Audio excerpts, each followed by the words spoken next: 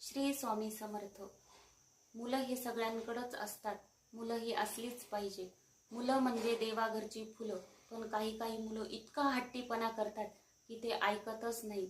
तर त्यांचा हट्टीपणा कसा कमी करायचा, तर त्यांना तारक मंत्राचं पाणी द्यायचं आहे. तर हे तारक मंत्राचं पाणी कसं बनवायचं, तुम्हाला देवासमोर बसायचं आहे, 2 अगरबत्त्या लावायच्या आहे, एक छोटी वाटी भरून किंवा फुलपात्र भरून पाणी घ्यायचं आहे आणि ती वाटी अगरबत्तीच्या खाली ठेवायची आणि 11 वेळेस तारक मंत्र म्हणायचा आहे. आणि ती रक्षा जेव्हा त्याच्यामध्ये पडेल, ते रक्षाचं पाणी जो मुलगा हट्टीपणा करतो, खूप त्रास देतो, ऐकतच नाही, त्या मुलाला पाजायचं आहे. आणि हे सलग तुम्हाला 11 दिवस 21 दिवस करायचं आहे. तुम्हाला लगेच प्रचिती येईल. एकदा नक्की करून बघा. अनुभव आला तर नक्की सांगा. श्री स्वामी समर्थ. जय जय स्वामी समर्थ.